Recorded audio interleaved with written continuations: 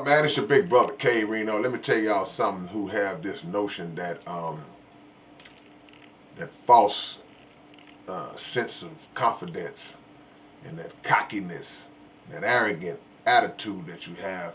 Um, you feel like that's the way that you should be. You feel like that's what gets you over.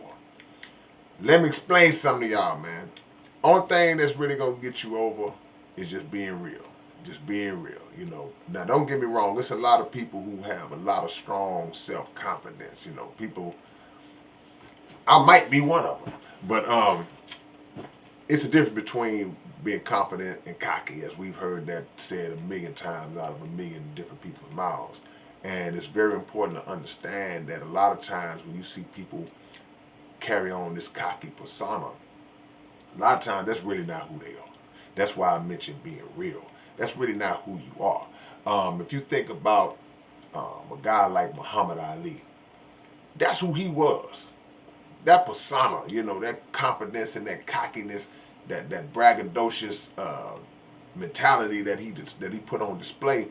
That's just who he was, and the proof of that is how he always backed it up and always did what he bragged about doing after he bragged about doing it. A lot of people, it's more of a defense mechanism. It's more of a cover for actually really having lower self-esteem. So they come off with this boastful kind of persona, and it fools some people, but it don't fool the real people. Don't the real people can see right through it and know that's just not really how you wired up. And it can be a dangerous way to be, because anytime you are bringing negative attention to yourself, then you intentionally um, have people to put you on their radar that may not have necessarily had you on their radar before, for whatever reasons. So just make sure that you are being you in whatever it is that you do. Quiet confidence is to me, man, that's one of the most powerful weapons and one of the most powerful attributes that a person can have. I love to see people who don't say much and then they just go out and execute. They just go out and handle the business. And even in the face of people uh, coming at them and woofing and all that, it's like they just like, all right, because when you know what you can do, you don't have to always broadcast it. And that's just me. You know, it's like when you know what your capabilities are, you don't have to broadcast it before, during, or even after. Now, if you do broadcast it during and after, you know, I'll respect it. I'll respect it because um, sometimes people will push the buttons, and then all of a sudden you gotta let them know, look, man, you was never in my class. You was never in my league, in my realm, in my universe. You know, just to kind of stamp it. You know, but you have other people who they just go about their business of being successful in life, work, um, whatever it is, man, and they don't put themselves in a necessarily in a competition with other people when other people have put them in a competition. You know, because people can do that. You know, we can walk through life and not even know that we in a competition because you just doing you.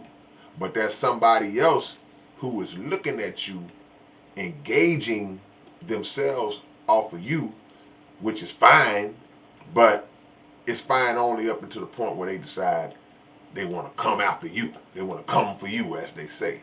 So, you know, be careful, because that cocky attitude also, the more you display it, the higher up it rises you in terms of not being viewed as being authentic, but just in terms of putting that spotlight on you, which means that if you really not who you say you are, or who you bragging to be, and you've elevated yourself to this plateau, and it ain't real, what's gonna happen when it's proven that it's not real. That fall is going to come from way up here where you put yourself. So it's always good to move in humility the best that you can. You know, like, look, let me tell you, don't get me wrong, man. You gonna have moments where you gotta, pop your collar, man. We all do. It happens, But for the most part, um, practice humility, practice being humble, and but more importantly, or just as importantly, practice on whatever your craft is, because that's where the true greatness comes from. The greatness don't come from your mouth. It comes from your work ethic. It comes from the sharpening up of your skill set, whatever it is. That's where the greatness comes from. And the real greats, they talk when they want to talk. They cocky when they want to be, but they really don't have to be, because once I step into the arena of life, whatever it is I do, y'all gonna see. Y'all gonna see who I am and what I do. Um, the culture has been set up to where that kind of attitude, that cockiness, is looked upon as being as fly. People like that. People are attracted to that.